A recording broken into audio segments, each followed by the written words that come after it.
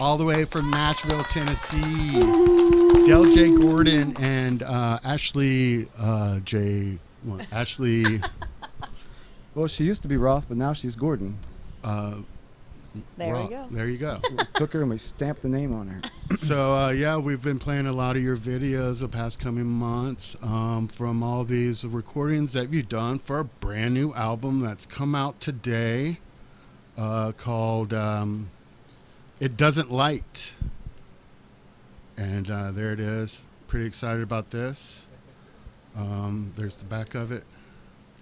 Where's that other camera? There you go. It reflects light. It reflects. Ooh. Look at that. And that's looking good. So, yeah, we've been playing these videos, and you're a singer, songwriter, and filmmaker. And Ashley's been in a lot of your videos. I've been telling people your band is like murder ballads, mainly because you killed your wife more than 2 times at least. Somebody dies in every video. Somebody dies. So tell us a little bit about your process and on that video making element. For like the Gunpowder Burns video, you know, we just kind of chatted back and forth about different ideas, and we both work a lot, so, you know, overtime. So squeezing in the time to do it was the toughest part, really. Having the ideas was kind of easy, but getting together, talk about different ideas, and then the day of the filming, you needed to fit it all on one piece of paper, and you need to go out and get all those shots, and just knock them out. And then you run into problems every once in a while, but and then you make something else up on the spot. But Ashley can tell you a funny story about the video. Yeah. The trash bag. Yeah, the trash bag. Yeah, I want to hear about the trash bag. We're doing all the things. We're trying to do them very, very quickly, and then at one point it's a dragging, right? And so hold the camera out, and I was wearing very short shorts, and when you're getting dragged across the grass, those shorts go up, up, and up, and so the whole time that it's being filmed, you're supposed to be upstairs like, a wedgie, please And stop. she got a wedgie from hell. Yeah, Oh, man. and a veggie. You know, and so when you're planning things out, you know, being meticulous and stuff, I don't like to do that. I like to leave room for the magic to happen, because I couldn't have ever written, you know, wedgie happening in there if I thought about it for 6 months. For sure.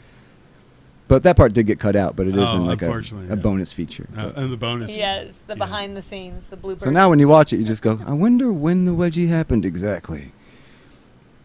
Yeah, I'm going to have to rewatch it again. We're talking about the video for Gunpowder Burns. Gunpowder Burns. And yeah, look that up. There's a ton of videos on your YouTube.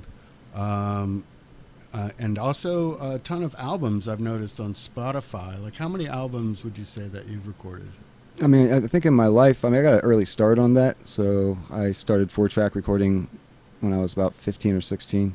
And I was doing like a karaoke recording before that. So I think it's in the neighborhood of 20 or 30. 20 or 30. So albums worth. Now, when it comes down to, is it worth remixing and remastering some of that material and putting it out officially? I haven't done that to everything, but I have spent a few years going back and tweaking things, because I recorded to analog, you know, tape, and it degrades over time. So racing time and getting those digitized properly so that they can be listened to was part of the mission. Right. The And then the years. technology gets better too. Right. So Yeah. The Dead Bug collection has a bunch of recordings from like high school era. And There's three volumes of the Dead Bug collection, 12 tracks each, and that ranges from, I think I'm 17, is the youngest, to I'm 43 now. I don't know, 38, something like that. You know. Right. So very prolific. So I've always just recorded dedicated in your whatever life. house I lived in with an Yeah. 4-track tape first, then an 8-track digital, and I check into studios every once in a while too. So, you know, if I want to, not have to push all the buttons and mix everything, but I am an engineer. But sometimes I'm like, I want someone else to do that so that I can just focus on that. Yeah. So I think maybe officially online, there's like, I think 12 albums, something like Wow. that. Okay. Yeah. So yeah, you're from the Nashville area, correct? How is that? How is it like? Does it feel competitive being a singer-songwriter in that historical? It would be competitive if I made the same kind of music as the majority of people that Right. are there, or they move there to make a certain type of music. all the a lot of music publishing gets done there, and so there's this whole strip called Music Row, and that's the publishing houses. But those are the mainly they publish the top 10 hits or number one hits, and I don't know what's going on in that world. But every once in a while, I'll check in on the radio. I'll just be like, so what are they doing over there? And it'll be beer and my lover, driving down the dirt road, bombing into dude, and they'll put it to a hip hop beat now. Oh yeah. So it's really about a product. But and the best part, my favorite part, I love this. So when you got a song that just says beer truck, gun, right? Yeah. You look at the writing credits, and it took 6 of them sometimes Wow. to come up. It took all 6 brains in a room, and just smoke spewing out. Going, I need a word that rhymes here. Well, I don't know, Billy. How about maybe can you rhyme? Can I say the F word on here? Oh yeah. Does duck rhyme with fuck? I don't know. Get the glossary to the thesaurus out and see. So there's like a lot of that going on. If that's what you do, then that's fine. I love them for that. But I love that. I yeah. come from more punk rock roots where. Oh yeah, for sure. There's another thing about this. So you're just like making fun of those people.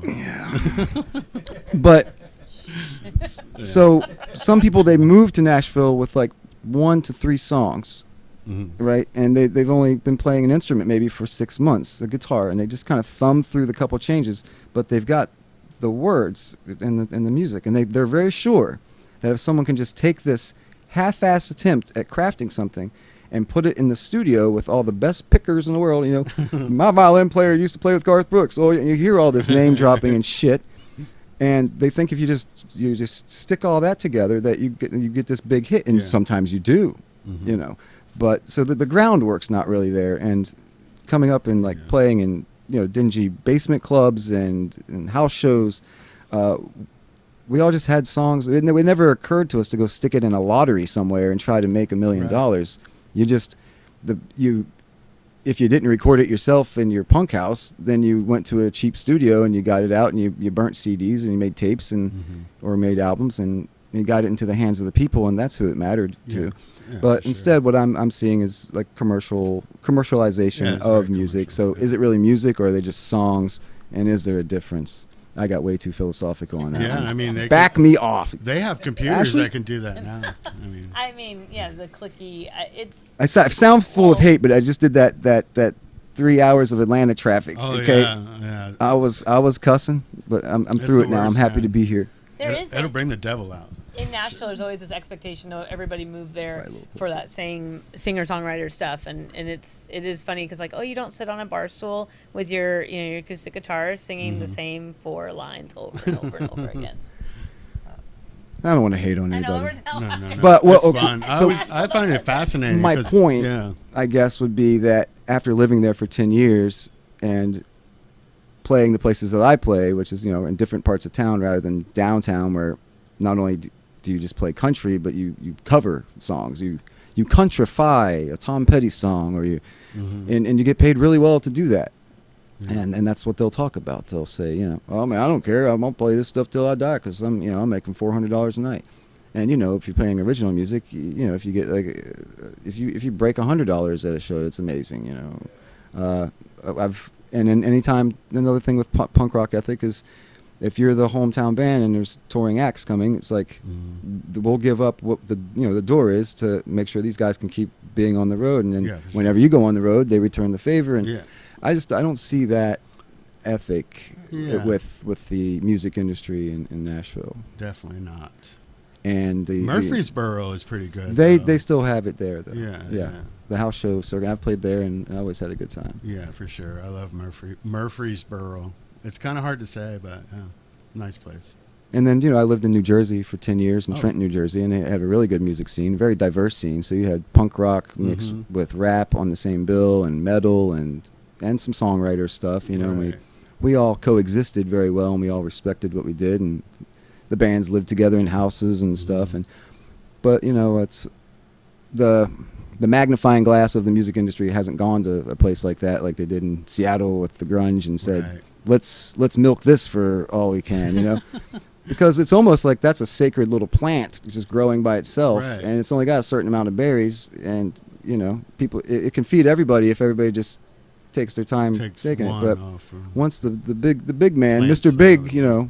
comes knocking on your door, he wants every last one of them, goddammit, and he owns the seeds. Yeah. Yep. Son of a bitch.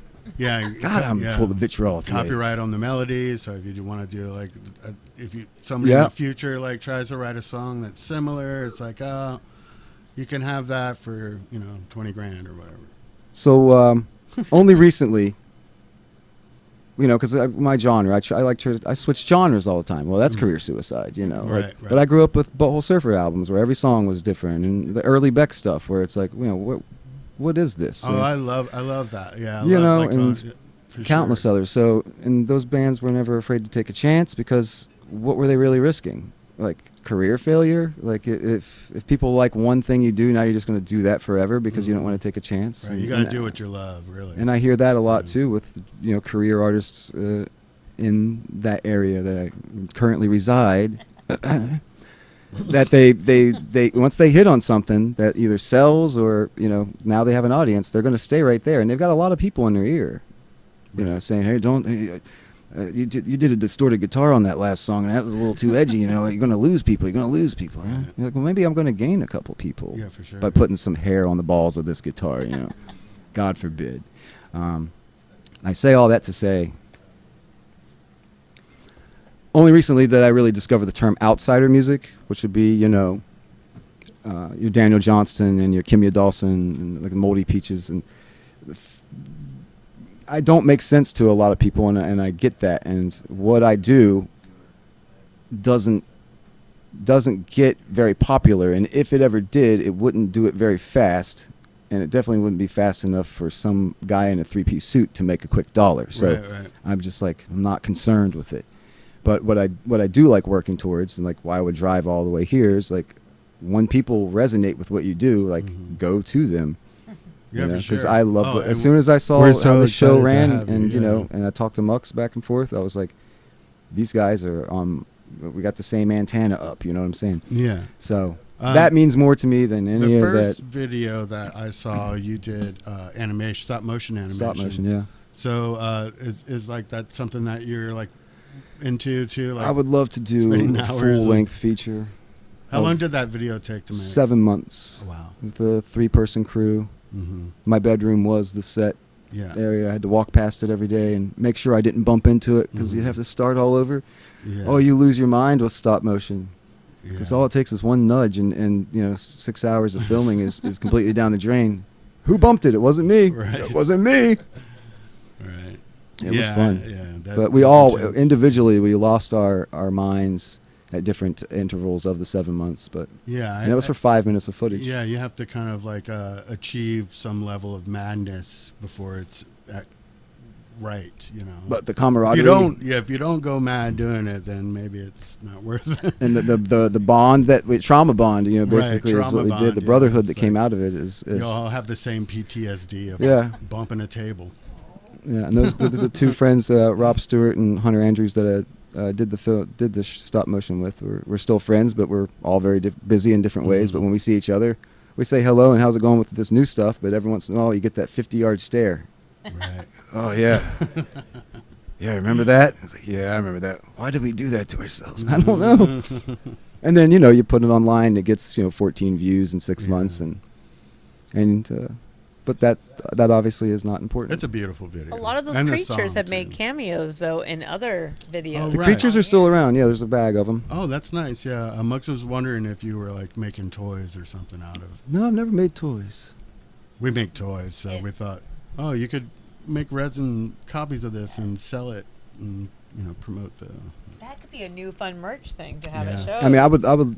So the plan on sure. this album is to shoot a music video for every song, and so we've got 6 down, 3 to go. Right. So it's a 9-song album, and there's videos for Pretty Things, Gunpowder Burns, Shit Pennies, and what else? No fans. No fans. So that leaves.